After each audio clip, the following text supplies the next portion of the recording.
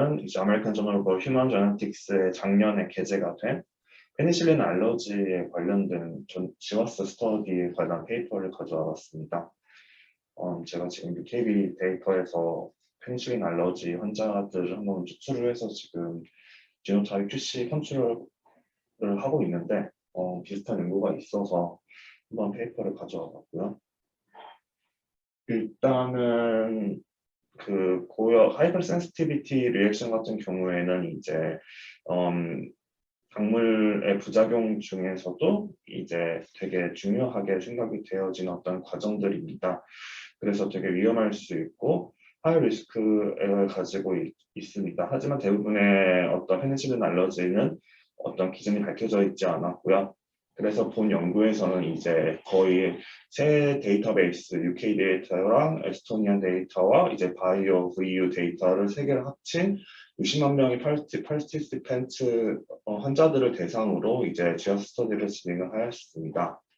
또한 이 스닙을 찾은데 이 스닙 자체가 이제 HLA와 관련된 어떤 스닙이 나와서 이제 HLA 타이핑을 통해서도 이제 더욱더 분석을 하였고요. 이 세 가지 데이터를 통합을 하여서 23andMe에 있는 자체적인 데이터를 통해서 밸리데이션 셋까지 이제 분석을 진행을 하였습니다.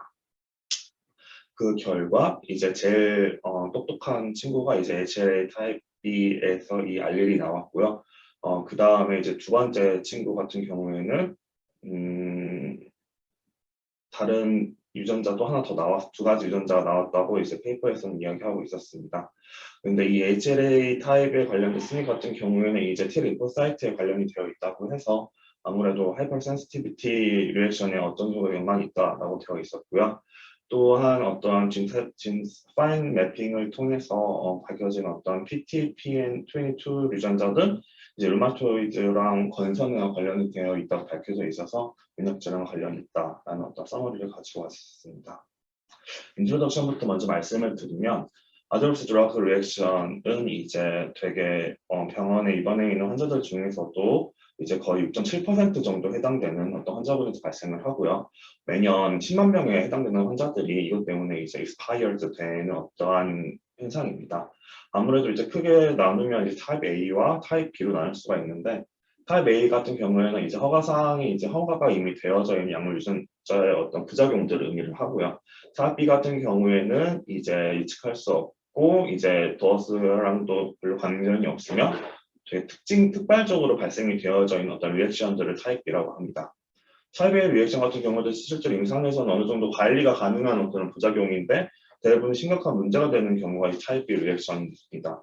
그 중에서도 이제 대부분의 많은 타입 B 리액션이 이제 페니실린 관련되어져 있는 어떤 알러지가 발생을 하고요. 보통 베타락탄계 계열의 항생제들을 투여를 했을 때 많이 발생을 하게 됩니다. 그래서 25% 정도 되는 타입 B 리액션이 이제 페니실린 관련 알러지라고 알려져 있습니다. 비록 이 알러지 자체가 그렇게 엄청나게 심각한 알러지는 아니고 보통 대부분 많이 발생하는 임상적인 증상이 래쉬나 어떤 간지러움 그런 것들이 대부분이긴 한데 그래도 아무래도 항생제 투여에 있어서 이 페니실린 알러지가 존재를 하면 이제 1차 치료제인 베타락탄 계열보다 비슷한 락탄 계열이지만 알러지가 많이 있는 세팔로로 이제 보통 투여를 1차 치료를 하기 때문에 어떤 필터링 되어져 있는 어떤 허들이라고 생각이 되었었습니다.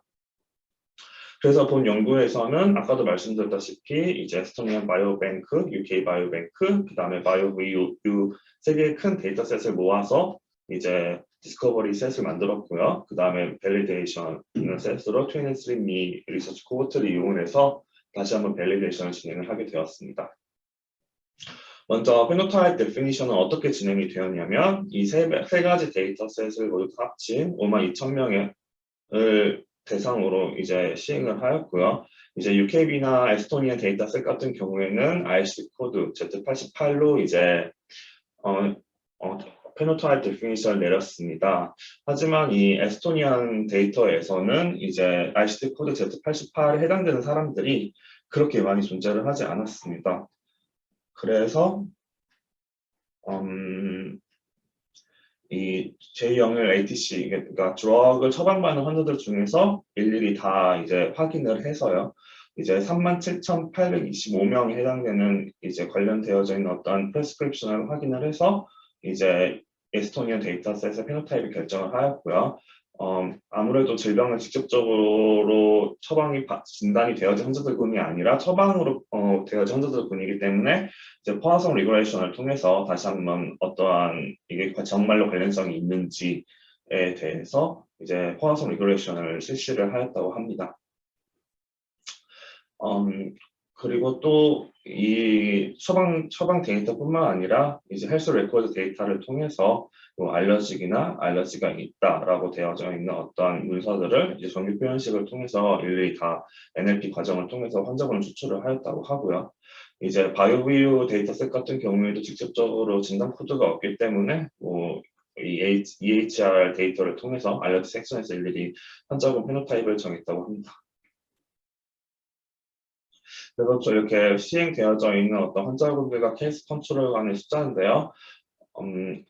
에스토니아에서는 이제 44,348명, 그 중에서 케이스가 1,320명, 그 다음에 컨트롤이 43,000명 정도, UKB 데이터에서는 88만 5,782명, 그리고 37만 명인데, 이 UKB 데이터도 제가 지금 환자분들 한번 추출해 봤는데 케이스 군이 비슷한 숫자가 나왔었습니다. 그래서 이거는 정확한 숫자인 것 같고요. 바이오비유 같은 경우에도 이제 12,294명과 38,284명의 컨트롤을 했습니다.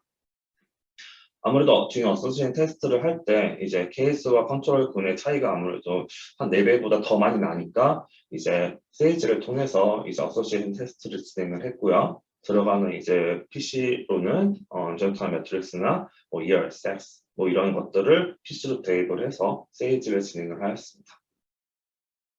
또 이제 이렇게 세이지를 통해서 나온 어떤 스냅들을 통합을 해서 이제 메타 어널리시스도 분석을 진행을 하는데 이제 이 정도 되는 마커들을 대상으로 분석을 진행을 하였습니다. 각각의 스냅들은 이제 픽스드 이펙트를 생각으로 이제 인버스 베리언트를 주면서 이제 메타 소프트웨어를 통해서 메타 어널리시스를 진행을 하였다고 하였습니다.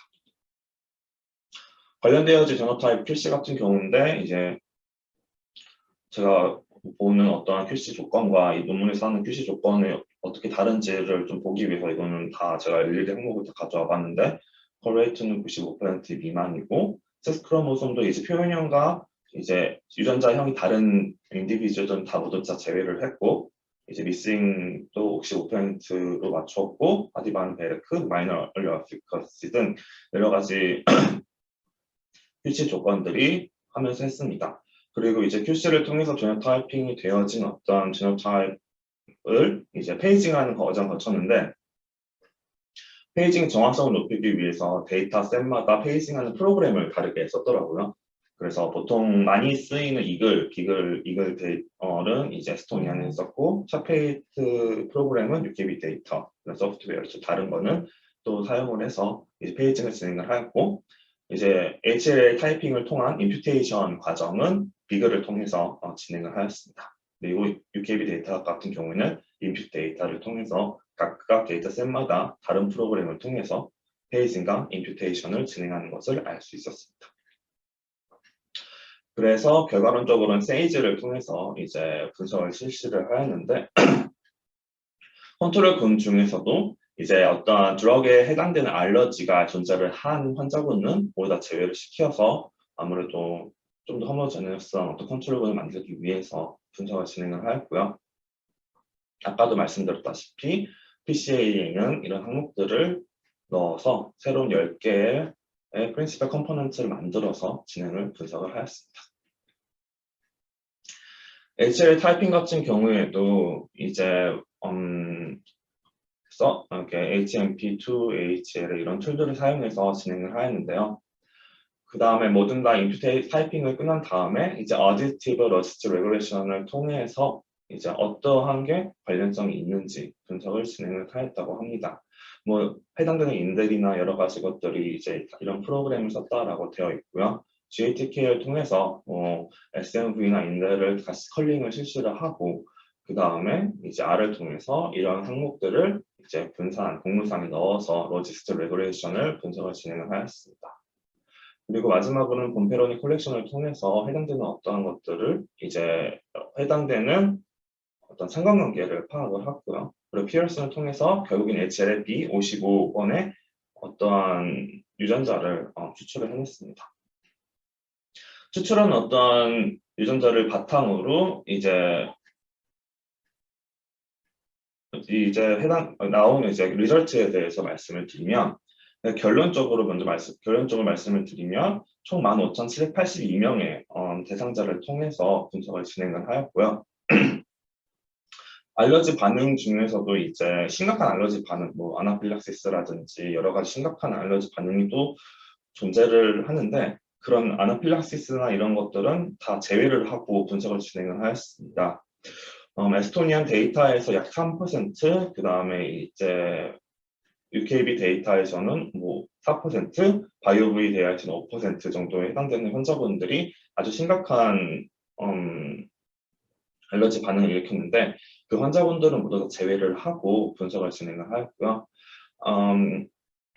그리고 아까도 조금 말씀드렸었는데 그러니까 에스토니안 데이터에서는 이제 거의 0.01%에 되는 환자분들만 쓰는 코드가 있고 바이오브이에서는 아주 한 명도 없었습니다. 그래서 따로 정규식이나 EMR 데이터를 통해서 환자분들을 샘플링을 하였습니다. 해당되는 어떠한 맨하탄 그래프인데요. 그래서 총 2개의 스닙이 발견이 되었습니다. 첫 번째로 가장 똘똘한 친구는 이제 RS1148985 이 스닙이 했는데 이 스닙 같은 경우에는 MH 리전에서 이제 발견이 됩니다. 그리고 오조 레이시오가 1.47 정도 되는 친구였고요. P-밸류는 매우 1.29 곱하기 10-29승으로 매우 의미한 결과가 나타났습니다. 여기 엣지의 타입에 있는 어떤 유전 스닙이었고요. 이거 말고 이제 다른 유전자 균에 존재하는 스닙 같은 경우에는 PTPN22에 해당되는 유전자에 존재하는 이 스닙이 존재를 했습니다. 이거 같은 경우는 오조 레이시오는 그렇게 높지는 않지만 그리고 P-밸류가 2.68 곱하기 10-9승으로 좀 유의하게 나타났다. 이 두 가지 유전에서 이제 스닙을 찾아냈다라는 결과를 얻어냈고요. 이 MHC 유전자 내에서 여기를 좀 더 확대해서 보면 다양한 유전자 셋도 존재를 하는 것을 알 수 있습니다. 뭐 같은 색깔로 있는 거는 같은 LD 관계가 있는 거고 등 여러 가지 유전자 셋을 확인을 하였습니다. 이 스닙을 확인을 하고 두 번째는 이제 파일 매핑 과정을 거쳤는데요. 이제 FUMA를 통해서 이 스닙이 어떻게 작용을 하는지 그것을 분석을 진행을 하였습니다. 그래서 이제 EQTL 데이터도 확인을 해서 이거와 관련되어져 있는 블러드 베이스 데이터를 통한 어떤 관련성이 있는지를 확인을 하였고요. 그래서 이 스닙과 관련되어지는 EQTL적으로 발현량과 발현량이 관련되어져 있는 쥔으로는 두 가지를 찾아냈습니다. PSO라 S1 쥔과 이제 미카 쥔을 찾아냈다라고 되어 있고요. 그리고 이게 코딩 리전이 아니라 non-coding variant이기 때문에 이 스닙과 관련되어져 있는 non-coding variant의 역할은 무엇일까를 통해서 하플로그 레그 프로그램을 통해서 찾아냈습니다. 그래서 이 유전자 같은 경우에는 이제 T셀에 관련되어진 어떤 프로모터와 인핸서와 관련된 마커이면서 RNA 포리머레이즈 2 바인딩에 관여를 하는 non-coding variant이다. 이런 것을 알 수 있었고요. 또한 뭐 CAD 스코어링을 통해서 얼마나 딜리티어러스 하는지 또 찾아봤는데 CAD 스코어링 15.78 정도에 해당되는 어떤 스닙이라고 합니다. 또 이제 분석을 진행을 할 때 유러피안만 분석을 진행을 해서 다른 인종에 대해서는 어떻게 분석을 진행을 했는지에 대해서 아시안, 아프리칸, 이스트 아시아, 미들 이스턴 이 네 가지 인종에 대해서 존재하는 UKB 데이터에서 다 분석을 진행을 했지만 유러피안을 제외한 나머지 인종에서는 그렇게 유의미한 어떤 P-밸류 값이 나오진 않았다고 되어 있었습니다. 그리고 해당되는 그 리전 로커스에 해당되는 그 HLA를 타이핑을 하기 위해서 HLA 타이핑도 시행을 하였습니다. 그래서 총 104개의 타입 1, 클래스 타입 1 중에 MHC와 그 다음에 60개 정도 되는 클래스 2의 MATC에 해당되는 HLA 타이핑을 모두 다 진행을 하였고요. 이 타이핑을 한 HLA를 기반으로 로지스틱 리그레션 모델을 통해서 어떠한 HLA 타입이 이 페노타입과 연관이 되어 있는지를 확인을 하였습니다.